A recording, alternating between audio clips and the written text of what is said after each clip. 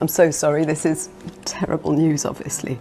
Actor, comedian Bernard McCullough died early Saturday morning at Northwestern Memorial Hospital in Chicago. Doctor was standing in the doorway, and I said, "He's gone, isn't he?" And she said, and I just thought, oh my God, what am I gonna do? You couldn't follow Bernie because he was a lot, man. What was your ultimate goal? What did you want to do? To be the best. The one and only Bernie Mac! Amongst the few comedians in the industry who truly understood the art of observational humor was Bernie Mac. Owing to his distinct style and capacity for hilarious insight into commonplace scenarios, Mac rose to fame in television series such as The Bernie Mac Show, and movies such as Ocean's 11 and Bad Santa. His rise to fame mirrored his incredible talent. However, all this ended, and we will never see any other amazing film or show starring Bernie Mac. The bright light that once entertained us ended.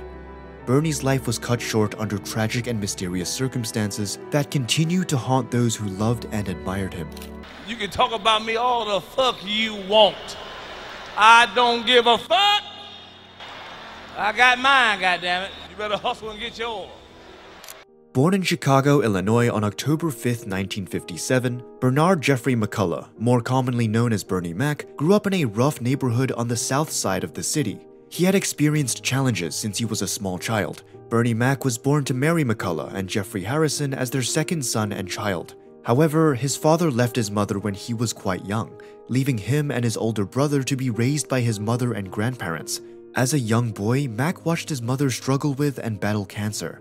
Sadly, his mother lost the battle to cancer in 1973, when Mac was 16. Around the same time, Mac also lost his father and older brother, who died of a heart attack. As an orphan, Mac stayed closer to his grandparents. One brother died as a baby, and the other died of a heart attack in his 20s. Mac was determined to succeed and make a name for himself. He spent his 20s and early 30s working multiple jobs.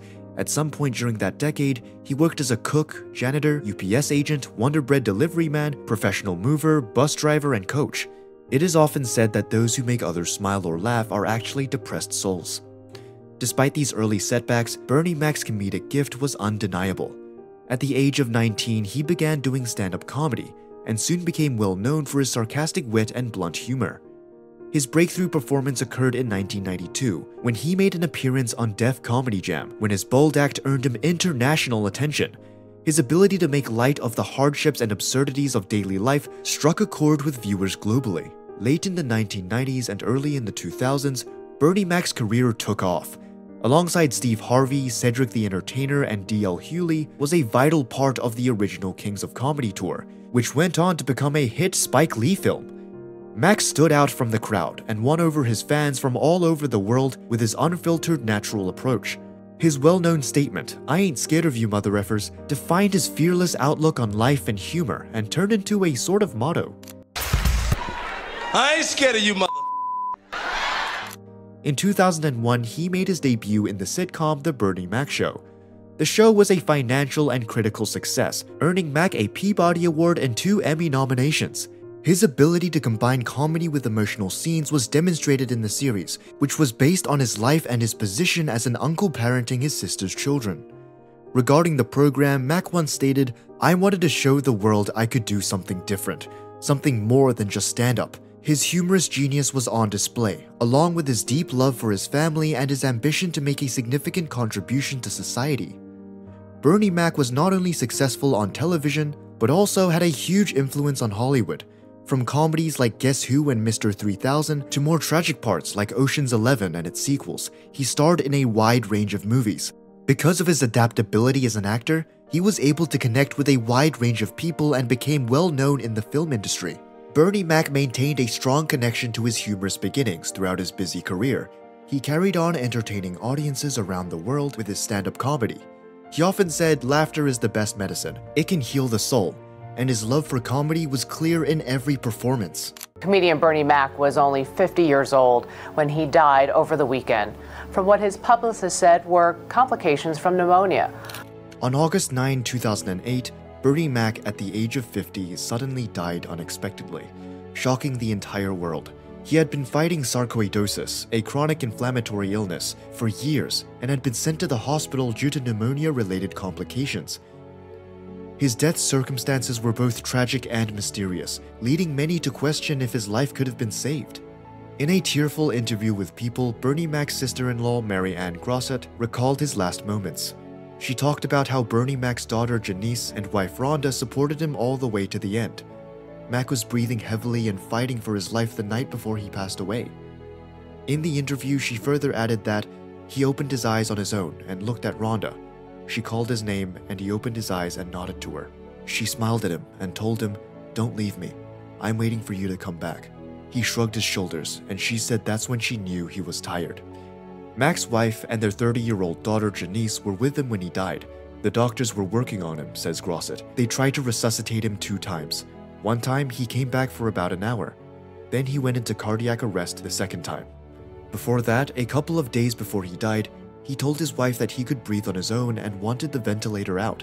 Grosset said in the interview that Rhonda is inconsolable, but because she believes in God, she's at ease with his transition. Her faith is what's holding her together. She said they had 30 years of marriage, as she talked about the couple's strong partnership. That's unheard of in the modern era, especially for celebrities.